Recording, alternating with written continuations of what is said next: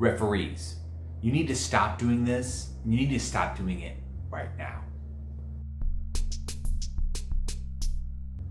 Okay, this video is going to be talking about something that I see referees, GMs, DMs do all the time, and it messes up the players and it slows down your game.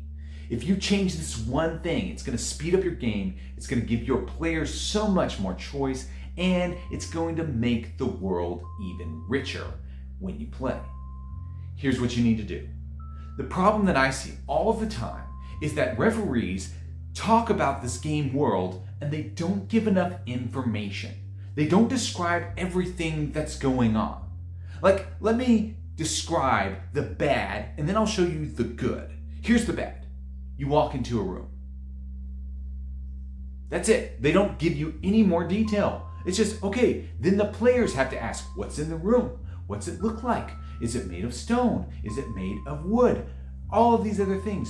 You, as the referee, need to be giving your players so much detail. If they were there in real life, they would be able to see all the different things in the room. You should describe everything that's obvious in the room, like the table and the chairs, everything, the wall, everything. You should describe it and describe it quickly, especially if there's something super obvious that's very different, like blood being all over the floor.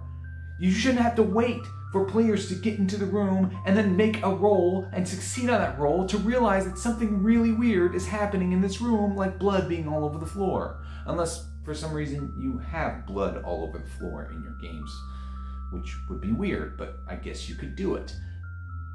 The point is, your players are not in your head. They cannot see what you have imagined. So you've got to describe to your players everything that's going on in the room, or they don't know. Your players are not in the game world, but their characters are. So anything their characters will be able to see, you have to describe to the players. Don't make them roll for that. It should be obvious. Don't make them roll for the obvious. If it's obvious, they just succeed. They just see it. And that's the end. No more. This will help your game. Describe as much as you can. And if the players ask a question, try to answer that question. This doesn't mean that you go on forever and ever and ever and ever reading off some box script. You don't have to do that. Although if you do it well and make sure you practice and rehearse it a little bit first. But you should be able to let the players know everything that's going on. This way, the players can make an informed decision about how their characters behave. If the players don't know what's around them in the game world, then they won't be able to let their characters make good choices. It's all about that. So practice describing the important parts of the room or the area and point out things that their characters can interact with. They see a door on the far end. It seems to be closed. You see a chest on the second level. It seems to be locked. Maybe there's a trap there. You see loose tiles on the ground. Maybe one is uneven. You see ropes hanging from the ceiling. You've got to describe the things their characters can interact with. And a bonus tip, if you look around the table and nobody seems to be knowing what to do, feel free to throw out different things their characters can do as options.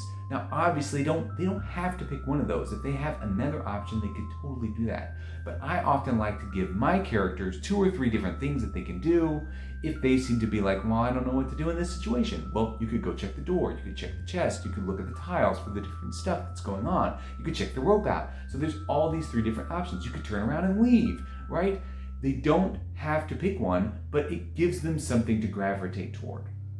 Now, it should be noted that if players and if people are overwhelmed with choices, they're going to struggle. So you want to narrow it down. You don't want to give too many choices and you don't want to give too few.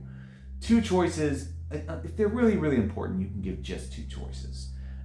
Obviously, there's always a hidden third that they could just not take either choice and get nothing. But I digress. You don't want to give your players more than 5 choices normally when you're describing these things, and you don't want to give any less than 3 if at all possible, right? So you want 3 to 5 things that your players can do when they interact with the room. So when you're describing things, try to describe 3 to 5 things that they can interact in the environment around them. That's it. That's all you have to do. All right. I hope you found this video helpful. Like, subscribe, check the links below for some cool stuff. May all your games be full of dread and laughter.